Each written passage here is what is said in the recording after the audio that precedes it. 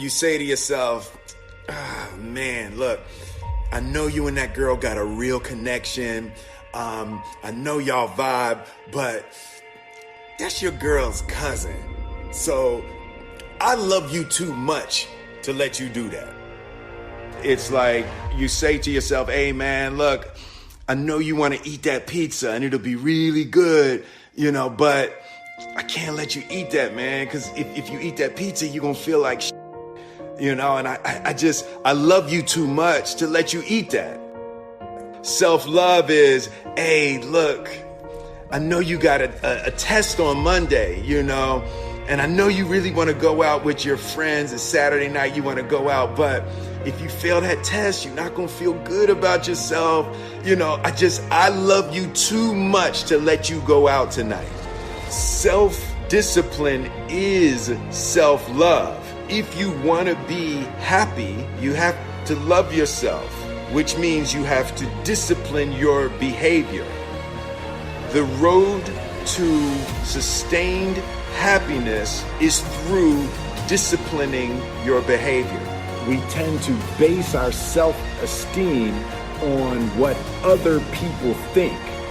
And that's not really self-esteem. Self-esteem is supposed to be how we feel about ourselves. And I was just saying how dangerous it is to allow other people to determine how you're going to feel about you.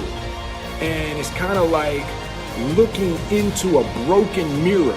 You're going to look in a broken mirror and then change your face to try to look good in this defiled, busted, broken mirror.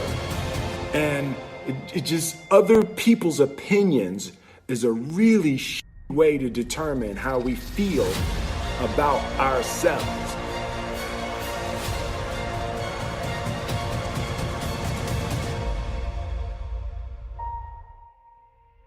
It don't matter whose fault it is that something is broken if it's your responsibility to fix it. For example, it's not somebody's fault if their father was an abusive alcoholic, but it's for damn sure their responsibility to figure out how they're going to deal with those traumas and try to make a life out of it. It's not your fault if your partner cheated and ruined your marriage, but it is for damn sure your responsibility to figure out how to take that pain and how to overcome that and build a happy life for yourself.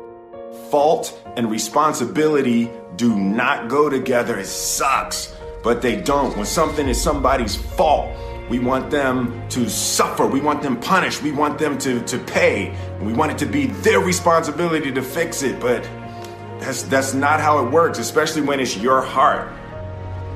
Your heart, your life, your happiness is your responsibility and your responsibility alone. As long as we're pointing the finger and stuck in whose fault something is, we're jammed and trapped into victim mode. When you're in victim mode, you are stuck in suffering. The road to power is in taking responsibility.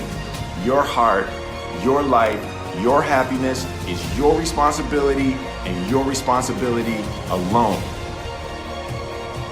You can make a person smile, you can make a person feel good, you can make a person laugh, but whether or not a person is happy is deeply and totally and utterly out of your control. The prerequisite for spending time with any person is that they nourish and inspire you. They feed your flame. Look at your last 5 text messages. Are those people feeding your flames or dousing your fire? Put your phone down for just a second and look around. Look to the people around you. Are those people throwing logs on your fire or are they pissing on it?